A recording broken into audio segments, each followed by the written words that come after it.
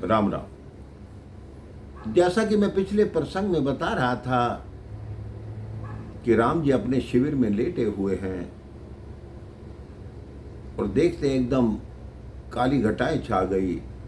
उधर से चंद्रमा भी दिखाई दे रहा है, बिजली कड़क रही है और मेघ गर्जना कर रहे हैं। विभीषण जी कहते नहीं प्रभु, ऐसा कुछ नहीं है, ये रावण अपनी रंगशाला में है, उसके सिर पर मेघांबर छत्र डोल रहा है जो आपको ऐसे लगता है कि काली घटाएं छा गई। और ये बिजली कड़कने की जो चकाचौंध है, ये उनकी धर्मपत्नी मंदोदरी के कानों में डले हुए श्रवण फूल हैं, जिनकी हवा के साथ वो हिलते हैं तो ऐसा लगता है कि बिजली कड़क रही है। और ये मेघ गर्जना नहीं है, ये रावण की रंगशाला के नगाड़ों की आवाज है।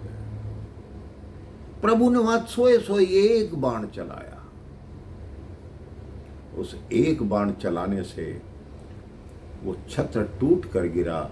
मंदोदरी के कानों के कुंडल दोनों गिर के टूट गए। नगाड़ों को जाके उस बाण ने फाड़ दिया और बाण अपनी जगह वापस आ गया। सारी सभा घबरा गई, मंदोदरी घबरा गई कि ये क्या हुआ, ऐसा तो जीवन में आपके साथ कभी नहीं हुआ। रावण सबको दिलासा देने का प्रयास करता है कि हम उसे साधारण तपस्वी समझ रहे हैं, लेकिन वो भी मायावी है, उसने ही माया से ये सब कुछ किया है।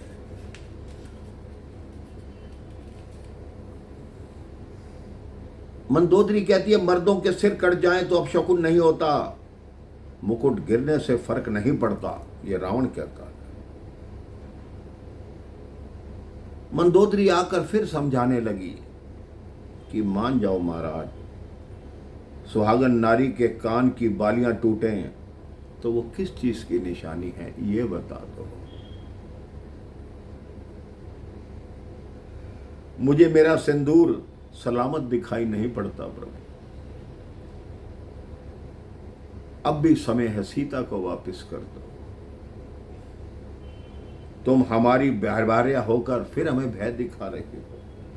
इधर राम जी की सेना निर्णय लेती है कि अब क्या किया जाए। उधर लंका में हलचल है कि ये सेना आ गई, लंका से बाहर भी नहीं जा सकते और अंदर रहे तब भी हमारे अब जीवन समाप्त ही है। वो लंका के ऊपर कोट कंगूरों पर चढ़कर देखते हैं कि सेना कितनी है। उनको सागर दिखाई नहीं देता मेरे भाई बहन, इतनी सेना है। वो सोचते हैं अगर ये बिना शस्त्रों के भी लंका के अंदर घुस जाए तो पूरी लंका को समाप्त कर सकते हैं। आप और हम देखते हैं मेरे भाई बहन, हमारे घर के आसपास एक वानर आ जाए तो हमें अपने घर के द्वार बंद करने पड़ते हैं।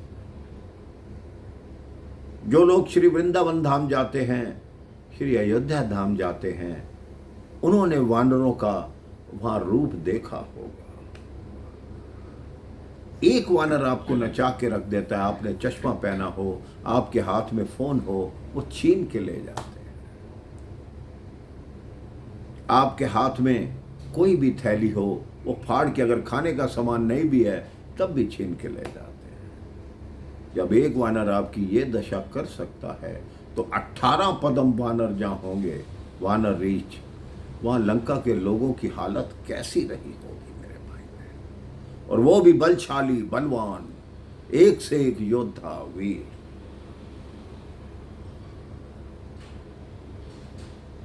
अब राम जी ने कहा विभीषण जी मेरा एक मत है।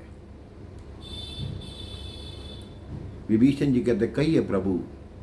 कहते मैं लंका में एक बार शांति दूत भेजना चाहता हूं, रावण को एक बार और समझाना चाहता हूं, एक अवसर और देना चाहता हूं, जिससे लंका की निर्दोष प्रजा इस युद्ध की ज्वाला में जलने से बच जाए।